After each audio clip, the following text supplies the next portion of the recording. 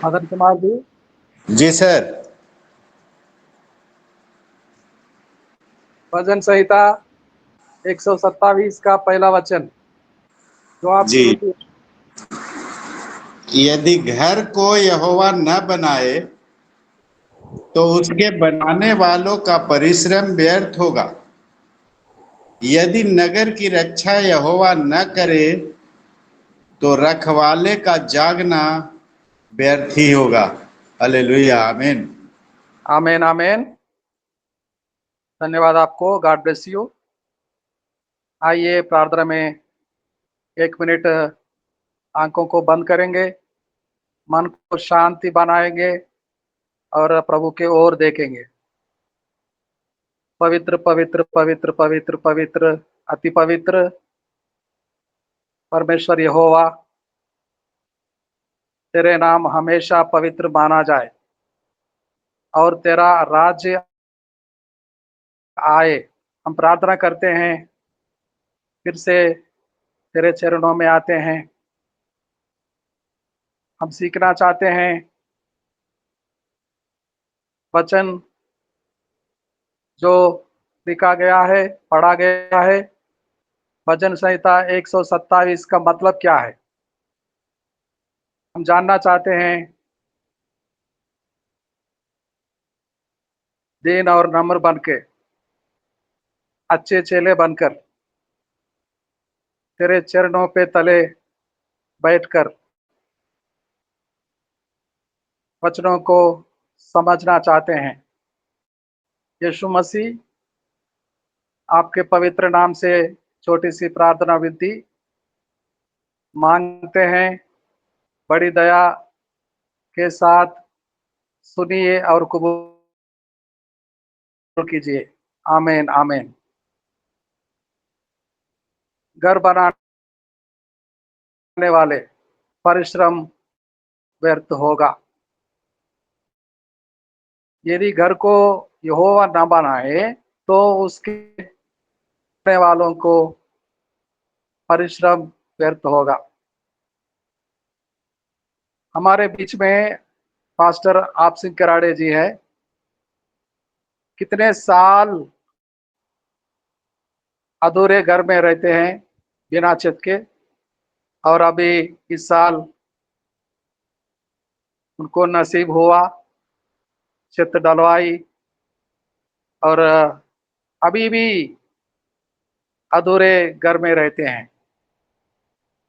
कितने साल हो गए हैं पास्टर आप सिंह कराड़े जी? हाँ सर, करीबन 10 साल हो गए सर। 10 साल। 10 साल बहुत लंबा समय होता है, बहुत लंबा। और आस लगाकर आज बनेगा, इस महीने में बनेगा, इस महीने में बनेगा, 120 महीने इंतजार करते हैं, ये महीने में, ये महीने बोलकर। और छोटा सा गांव मैं गया, खरगोन जिला में। मुझे याद नहीं है वो गांव का नाम। वो गांव का नाम बताएंगे आप सिंह कराड़े जी? हाँ सर, ये खरगोन जिला डोंगर चिचली गांव है सर, डोंगर चिचली। डोंगर चिचली, डोंगर गांव है। हाँ, डोंगर चिचली। देहाती खेड़े गांव, बहुत छोटा सा गांव। जमीन अपनी खुद की थी, बाप दादाओं को मिला। जमीन रहने के बाद पूरे 10 साल 120 महीने 3650 दिन लगे थे। और मदन कुमार जी, आपका घर कितने समय में बना, पूरा हुआ पहले मंजिले के साथ? मदन कुमार जी बताएंगे आपको घर बनाने में कितना साल लगा? हमारा भी लग गया सर 4 साल। 4 साल लगा। जमीन कब का खरीदा? और घर बनाने बनाते बनाते भाई रिटायर्ड कर गए। तभी मदन कुमार जी को अच्छा सा घर बनाने का नसीब मिला। कितने कितनों के पास अपने खुद का घर नहीं होता है। क्यों नहीं होता? घर बनाने वालों को परिश्रम व्यर्थ होता है। 10 साल बहुत लंबा समय, 4 साल बहुत लंबा समय। लोग यूं बनाते हैं। पलक झपने का समय में अच्छे अच्छे घर बनाते हैं। बिहार में हमारा पास्टर जी, बेतिया जिला में जगदीशपुर में रहते हैं पास्टर विश्वनाथ प्रसाद जी। अभी फ्लोरिंग बाकी है, करंट का काम बाकी है, प्लास्टरिंग बाकी है, अधूरा घर में रहते हैं।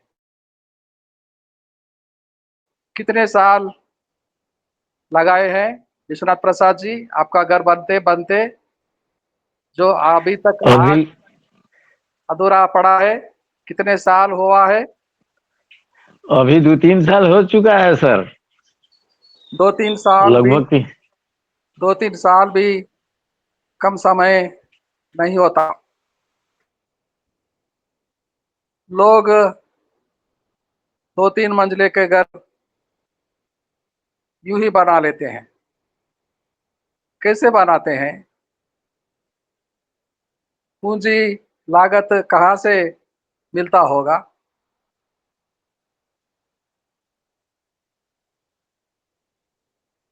कैसे बनाते हैं? भाड़ा के घर में रहने वाले ज्योति हरी बेटी, कितने साल लग गए हैं आपके निजी घर नहीं बना? कितने साल से भाड़े के घर में रहते हैं बेटी ज्योति हरी? 4 साल। 4 साल अभी जो घर में रहते हैं, इससे पहले भी भाड़ा के घर में रहते होंगे। जी सर, कॉर्पोरेशन का घर है, सरकारी। हाँ हाँ, पूरे 4 साल से भाड़ा के घर में रहते हैं बेटी ज्योति हरी।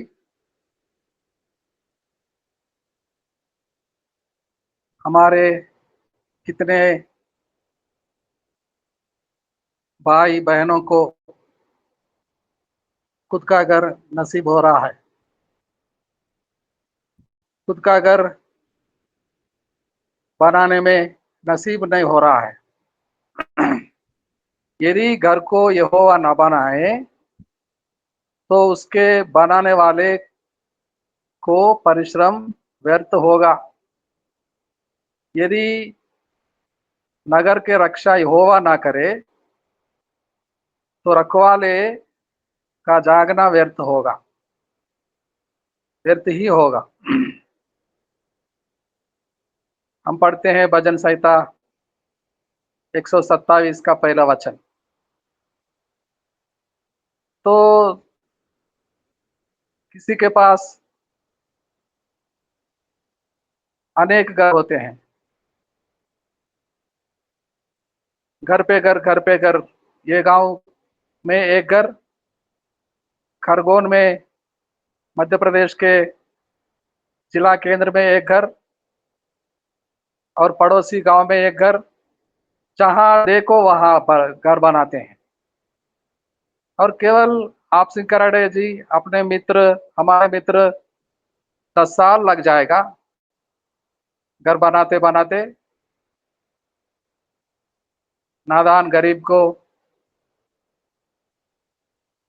बाप दादाओं से मिला जमीन रखने के बाद 4 दीवार खड़ा करने के लिए छत डालने के लिए पूरा 10 साल लग जाता है और विश्वनाथ प्रसाद जी को में रहते 4 साल लग जाते हैं। 4 साल तो बेटी भाड़े के घर में रहते हैं। ये क्या हो रहा है? परमेश्वर नहीं चाहता होगा। परमेश्वर अपने दासों को परिश्रम व्यर्थ हो करेगा। घर घर बनाने, कौन सा घर के लिए बता रहा है परमेश्वर के वचन, पवित्र वचन? कौन सा घर के लिए? हम पढ़ते हैं एफेसी पत्री 2 अध्याय 26 वचन को पढ़ते हैं।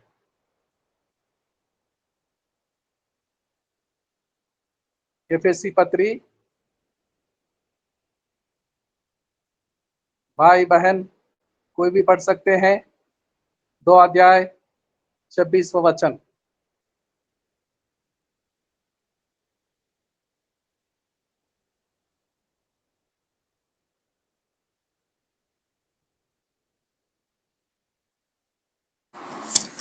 सर इफिसियों में तो 22 वचन तक है सर।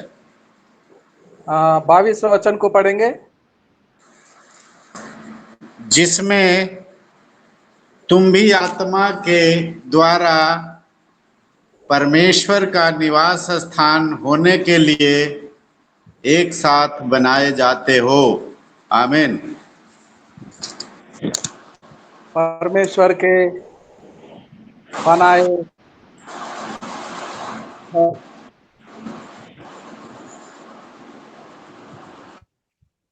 यहाँ साफ साफ खुलासा मिल रहा है।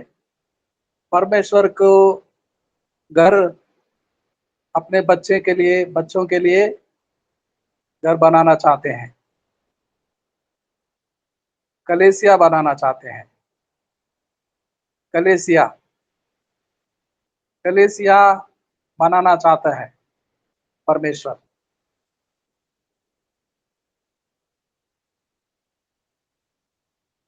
और कुलसी की पत्री में 2 अध्याय में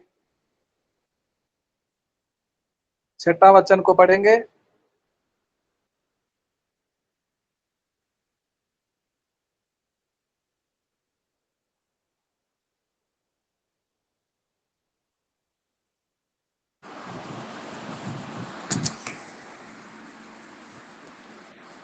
अतः जैसे तुमने मसीह यीशु को प्रभु करके ग्रहण कर लिया है, वैसे ही उसी में चलते रहो।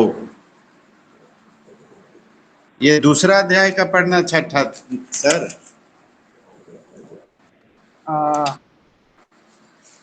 घर के समान वचन चाहिए। घर के समान बनते हैं। आगे पढ़िए।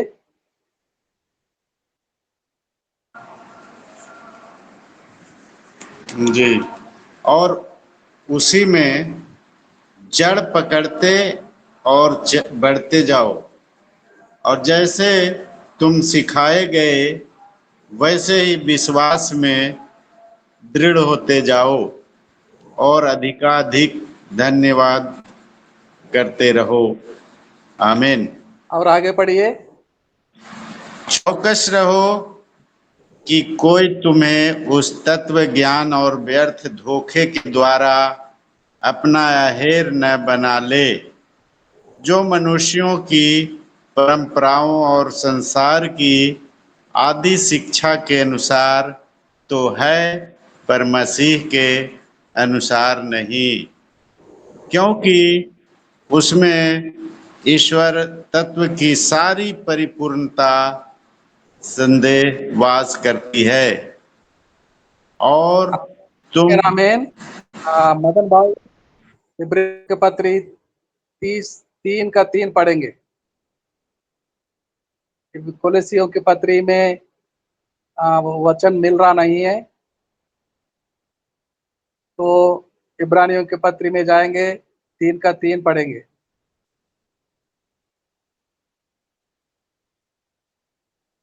मैं अपनी पूरी तैयारी के साथ प्रचार नहीं कर पा रहा हूँ। जयवीर चौधरी जी को आना था, सिग्नल खराब होने के वजह से नहीं आ रहे हैं, लेकिन हम प्रयास करते हैं। आज का संदेश बहुत महत्वपूर्ण सुना सुनेंगे हम। इब्रानियों की पत्री 3 का 3 पढ़ेंगे।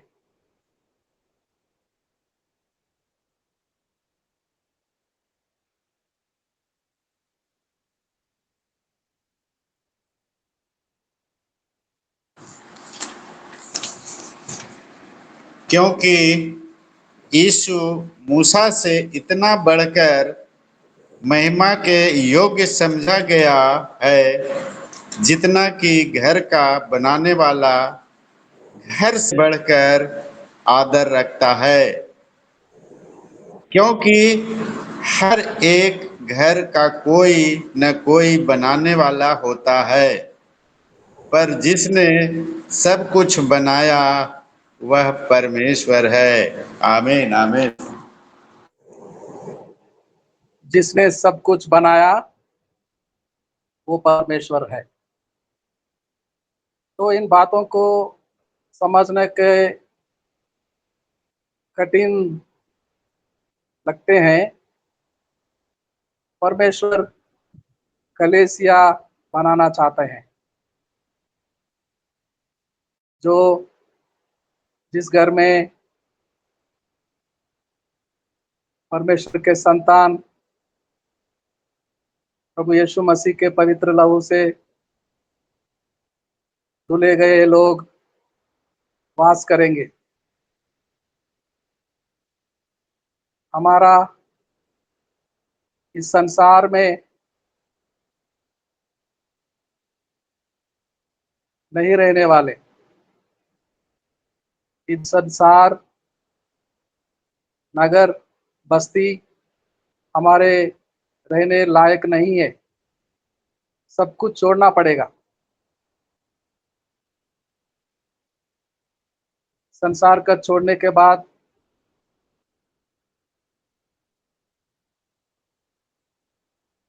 घर, नगर, बस्ती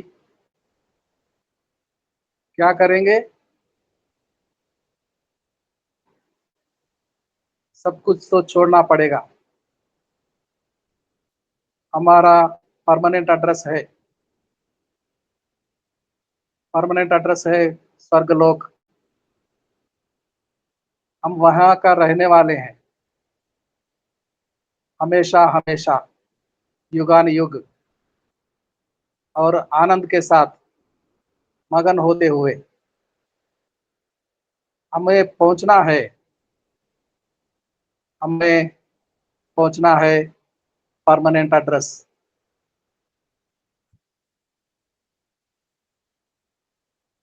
ये संसार भाड़े के घर, निज का खुद का घर, बड़ा घर, वो गांव में घर, ये गांव में घर छोड़ना पड़ेगा।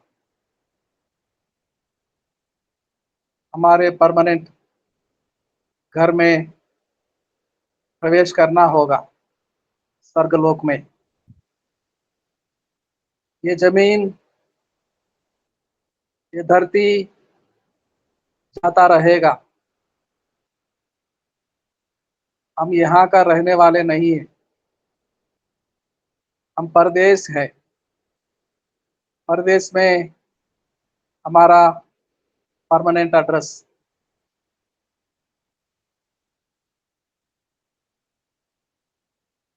हमारा निवास स्थान। भजन संहिता 90 पहला वचन को पढ़ेंगे मदन भाई।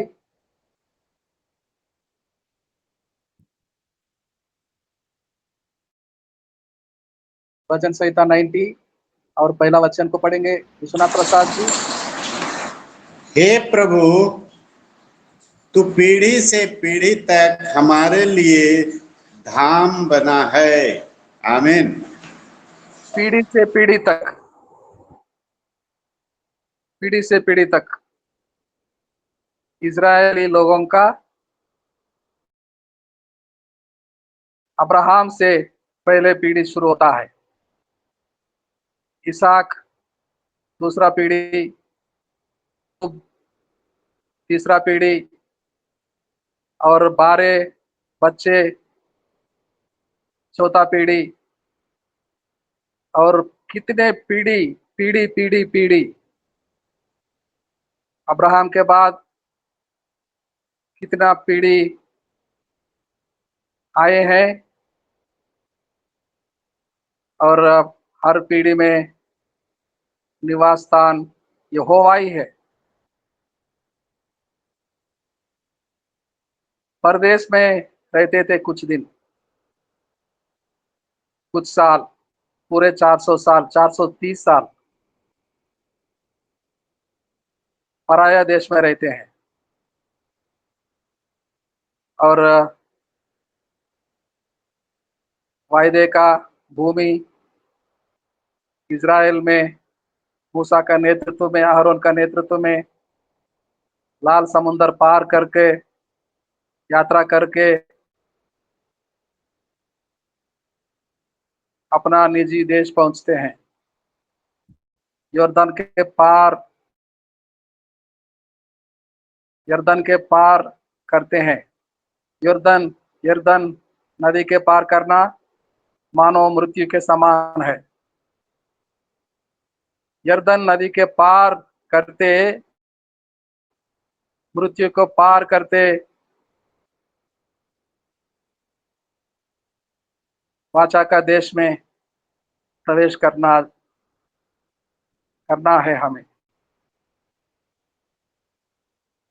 पापों को छुटकारा पाकर, पिछले जीवन से छुटकारा पाकर, धोखेबाज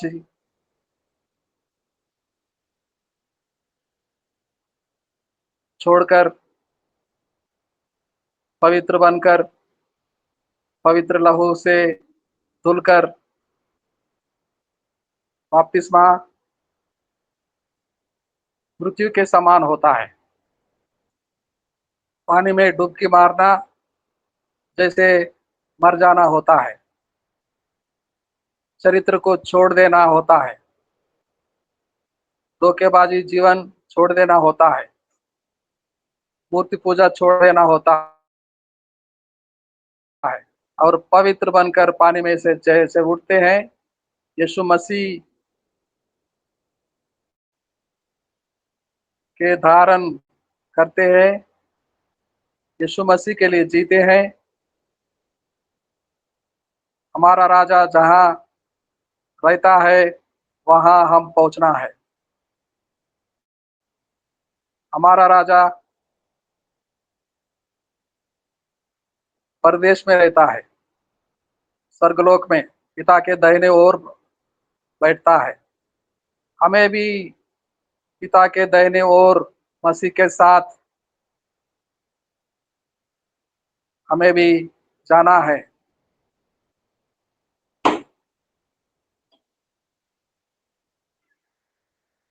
तो कलीसिया के बारे में परमेश्वर के वचन को बताता है। हम पढ़ते हैं, सारे घर बनाने वाले का परिश्रम व्यर्थ ही होता है। एक ही घर बनता है, कलीसिया एक ही घर बनता है, और वो निर्माण करने वाला मसीह।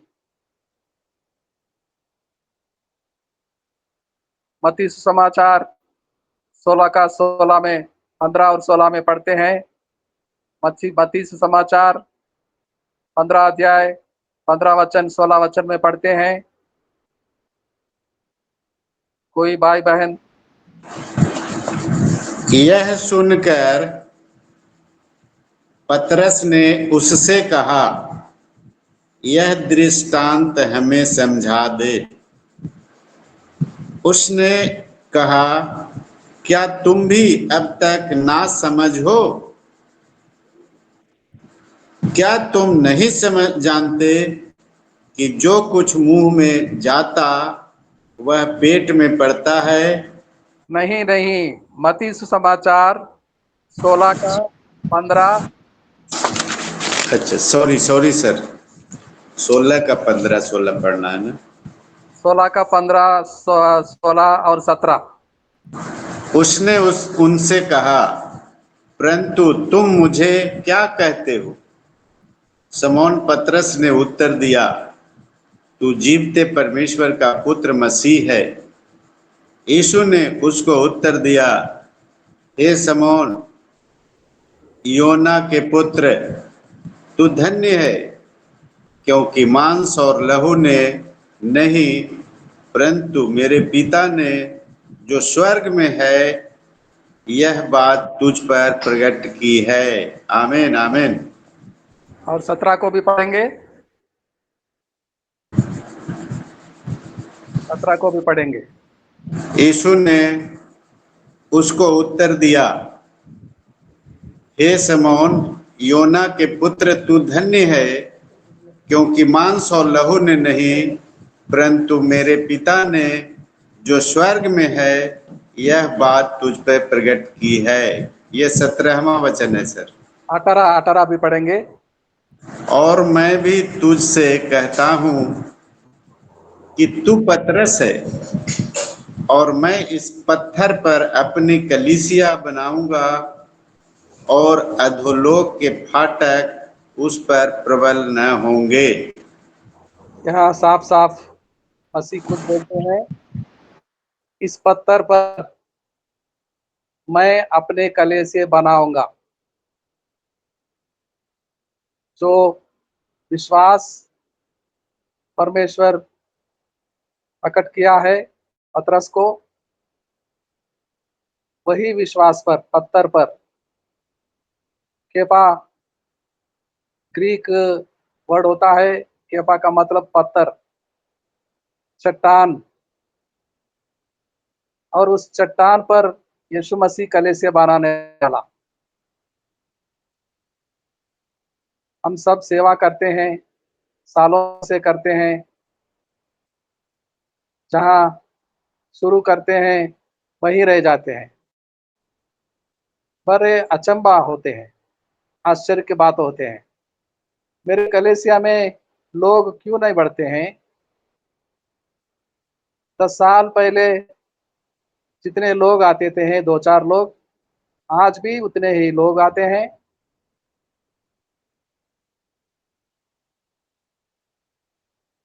सालों सेवा करने के बाद कलीसिया बनाने वाला कौन? खुद मसीह। लोगों को लाने वाला कौन? खुद मसीह। मसीह ही लाता है, मसीह ही कलीसिया बढ़ाता है। हमें कोई चिंता करने की बात नहीं है, चाहे कितने भी साल लगे। हमें सिर्फ हमारे लिए सोचना है, बाकी निर्भर करेंगे यीशु मसीह पर, क्योंकि यीशु मसीह खुद कलीसिया बना रहा है। यीशु मसीह सेवा करने वाले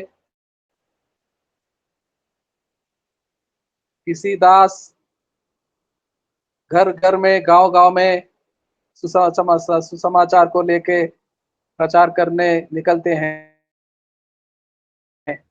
दूर दूर के क्षेत्र में जाते हैं। अब हमें समझना है, 100 मील दूर किसी गांव में जाता है परमेश्वर के दास, 100 मील दूर से आते हैं कलीसिया में और बैठते हैं, कितना मुश्किल होता है, कितना मुश्किल होता है। अभी अभी हाल ही में उत्तर भारत के यात्रा मैं करके आया हूँ मदन भाई के साथ। कि इसका मतलब नहीं होता कि सारे जितने भी मिले हैं मेरे कलेसिया मेरे गांव में विशाखापट्टनम आएंगे, नहीं आएंगे, नहीं आ सकते। 2-3 दिन लगेगा एक बार आने के लिए। मेरे भाई बहनों, निराश नहीं होना। यीशु मसीह कलीसिया बना रहा है और गांव-गांव में सुसमाचार के जरिए सुसमाचार सुनाने लेकर जाता है और वहां घर बनाता है, कलीसिया बनाता है। सोनबरसा में प्रमोद जी के, हमारे भाई पास्टर प्रमोद जी के यहाँ थे नेपाली बॉर्डर में। बहुत दूर होता है, 3 दिन के सफर लग जाते हैं विशाखापट्टनम पहुंचने में। बड़ी मुश्किल से आते हैं, आ सकते हैं तो एक बार बार बार कलेसिया, मेरे कलेसिया, मेरे अपने कलेसिया लोग क्यों नहीं आते हैं? निराश होने वाले बात ही नहीं है। कलेसिया मसीह खुद बनाते हैं, लोगों के लाने वाले मसीह खुद होते हैं, पवित्र आत्मा होते हैं। Holy spirit is chief executive of this soul winning campaign. पौलुस प्रेरित प्रचार कर रहा था, आत्मा के वश होकर। झुंड बड़ी भीड़ लगी थी। एक महिला, पवित्र आत्मा हृदय को खोलता है, लिदिया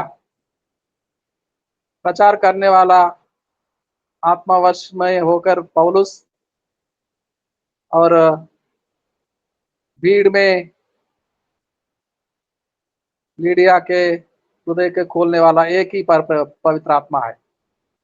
प्रचार भी करते हैं पवित्र आत्मा, हृदयों को खोलते हैं पवित्र आत्मा। और प्रेरित पौलुस अपने मित्रों को घर में बुलाती है, वो महिला घर की दरवाजा खोलते हैं, भीतर आने का निमंत्रण देते हैं और लगातार 3 या 4 दिन, जितने भी दिन पौलुस वहां रहते हैं, प्रचार करते हैं। ये सब काम होते हैं पवित्र आत्मा के द्वारा, यीशु मसीह के द्वारा। और कलीसिया कौन बना रहा है? परमेश्वर के दास या खुद परमेश्वर? खुद परमेश्वर कलीसिया बना रहा है। उस चट्टान पर, उस पत्थर पर जो पतरस को स्वर्गलोक से मिला है, वो विश्वास पर। तो चिंता नहीं करते, निराश नहीं होते मेरे भाई बहनों। देश भर में मैं जगह जगह पर जाता हूँ तो मेरे घर में बैठने वाले कलेसिया में देश भर के लोग आ नहीं सकते। पाकिस्तान से आज तक कोई विश्वासी करने वाले नहीं आ सके, नेपाल से नहीं आ सके, बांग्लादेश से नहीं आ सके। मैं जाता हूँ, सुसमाचार सुनाता हूँ और वो कलीसिया बना रहा है। और वो मेरा काम सफल हो रहा है। सफल करने वाला कौन? खुद यीशु मसीह। तो भले हमारा खुद का घर बने या ना बने। साजन साजन कोशी साहब बताते हैं, मैं तो अपने पापा के घर में रहता हूँ।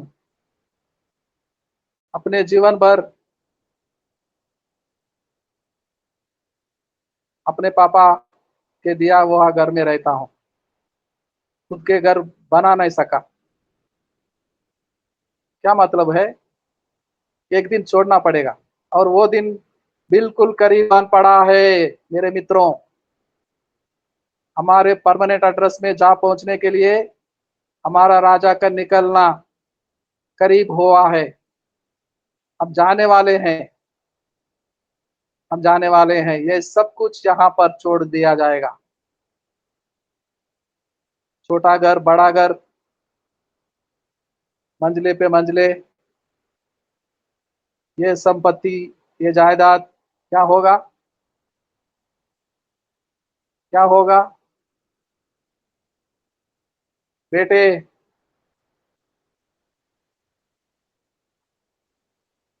इस लायक नहीं रहेंगे तो क्या होगा?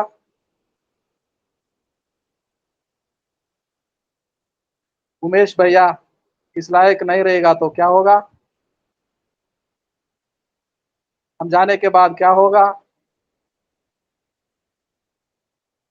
हम तो जरूर जाने वाले हैं। हम तो जरूर जाने वाले हैं। हमारा मसीह आने वाला है हमें लेने। हम वहां के रहने वाले हैं, स्वर्गलोक के। ये तो छोड़ दिया जाएगा और नाश हो जाएगा, नष्ट हो जाएगा। ये सारे धरती जमीन जाता रहेगा, वचन में साफ साफ लिखा है। और वहां घर हमारा बन रहा है, वहां घर गृह प्रवेश करेंगे। जो 14 अध्याय यूहन्ना सुसमाचार में पढ़ते हैं, वहां मेरे पिता के पास बहुत कमरे हैं, बहुत जगह खाली है। मैं ऐसा करता हूँ, ऐसा करने जाता हूँ।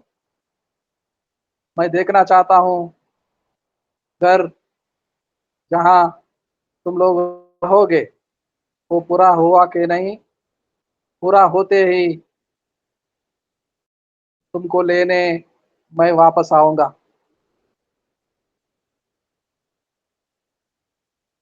पेंटिंग का काम शुरू हुआ होगा, वायरिंग का काम शुरू हुआ होगा, करंट का काम, प्लास्टिक का काम। घर तो बन गया है, और छोटा मोटा काम बाकी हो सकते हैं। वो पूरा करके हमारा राजा हमें लेने आएगा जरूर। जरूर हम उसके साथ वो जहाँ रहते हैं वहाँ रहने जाएंगे। ये नगर, ये बस्ती देखते देखते नाश हो जाएगा। हम वहाँ के रहने वाले जरूर वहाँ रहेंगे।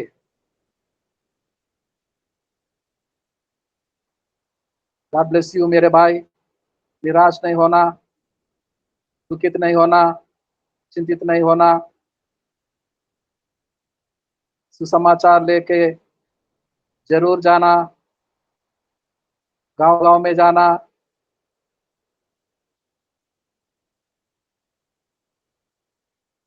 सुसमाचार प्रचार करने का काम जारी रखना, बरकरार रखना। सुसमाचार जरिए, सुसमाचार के प्रचार करते हुए लोगों के पास उद्धार को पहुंचाते हैं, उद्धार को पाते हैं लोग, और घर के समान, कलीसिया के समान बन पाते हैं। तो कभी निराश नहीं होते, परमेश्वर के दास हताश नहीं होते, कभी चिंतित नहीं होते, दुखित नहीं होते। इन बातों से मैं अपना प्रचार को विराम देता हूँ और प्रार्थना करना चाहता हूँ।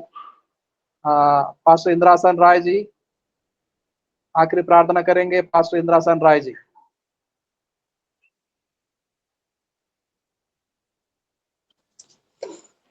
सर्वशक्तिमान